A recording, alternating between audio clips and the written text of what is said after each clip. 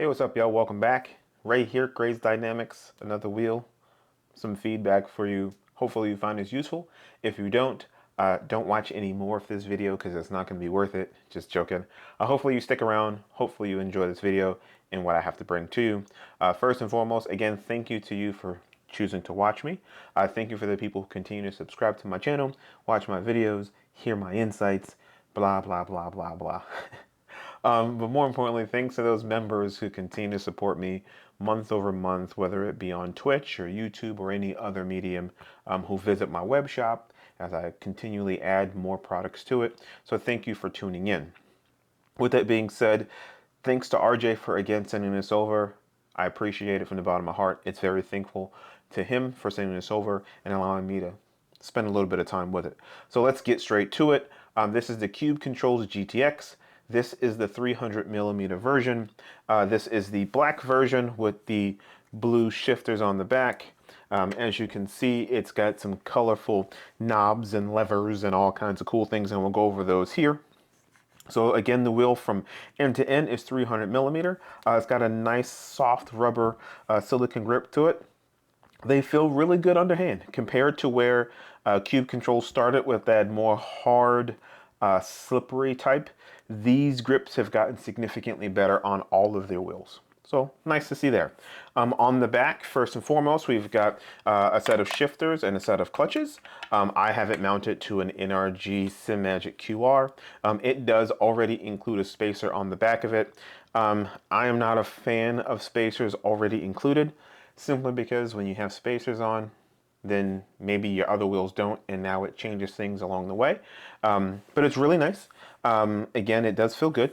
On the front, you can see there are quite a bit of different options you have on this. One, you've got these really awesome toggle switches on the front, as well as I forgot to point out, you get two toggles on the back. These toggles are more on and off.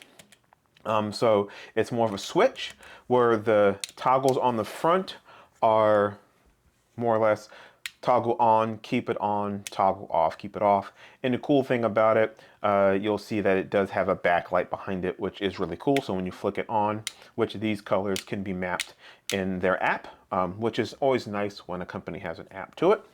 With that being said, there are also three rotary encoders on the front. These are purple and blue. And again, it goes with the theme you see here. They have really good detents between them. They're nice and firm and steady, which is really nice because when you're turning them and you're driving in a car, it's really cool to be able to understand where you're at. You got two funky knobs. They feel really good in hand. Move quite nice. 7-way funky switches, which is kind of standard, what you get for right now. It's got 3 buttons on the bottom, as well as this one here up top. And then you got these buttons here that are surrounded by a shroud, so a little bit harder to press. Typically you're gonna see people put like their flashers and their pit limiter up here so that you don't accidentally press it.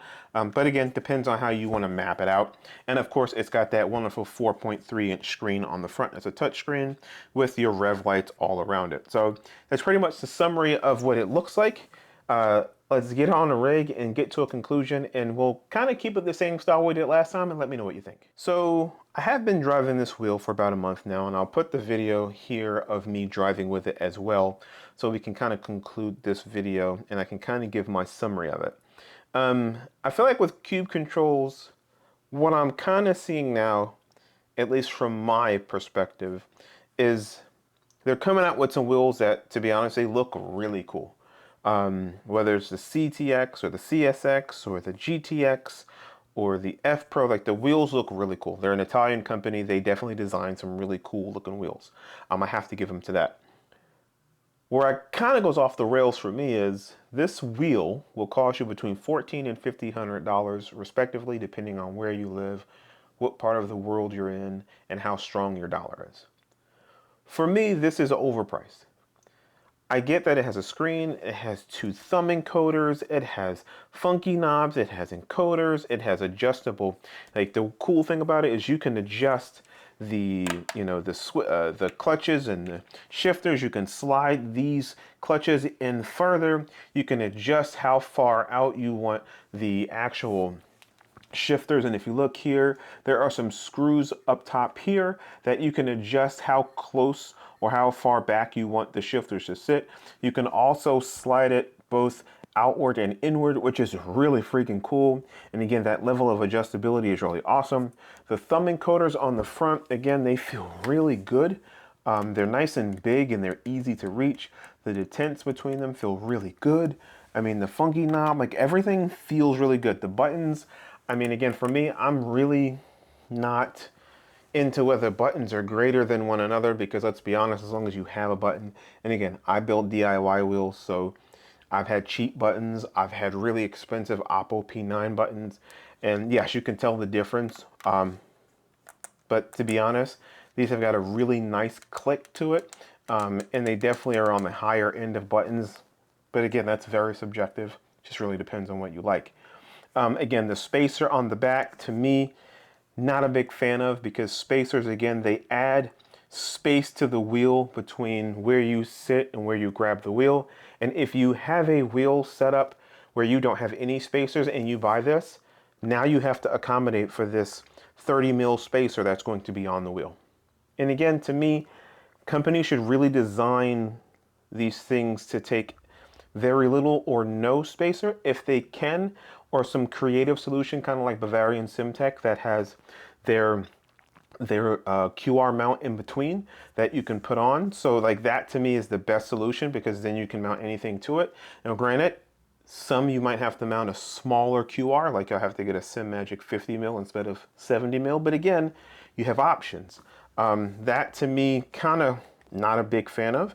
The MagLink, or their magnetic connection, which SimiCube actually uses the same thing, is nothing short of amazing. I love these, and I think these should be the standard, because again, it just makes life easy, makes it so that you don't have to worry about any, and again, you can stretch it and pull it as hard as you want. It's not coming off. So these things are amazing because you don't have to screw them in. I would love to see more companies switch to this as well. I think another great option that this wheel has is it has an actual on-off button, which is right here. So you can turn the wheel on and off, which makes life 10 times easier to me. And again, I think the wheel does feel good in hand. I have no complaints about how it feels. It is actually quite light, which is really nice of a wheel. But here's the reason why it's light. That entire front cover is freaking plastic. And I don't know about you, if I spend $1,400 on a wheel, I don't want plastic, especially not plastic this massive on my wheel. I don't mind if it's got like a shroud or two that's covering something that's plastic, but the wheel is 90%, 95% aluminum or carbon fiber. And even then, to be honest, as you start getting past that $1,000 mark, we really shouldn't be seeing any plastic, especially when you have manufacturers that make wheels that cost significantly less than this, and they're not using plastic.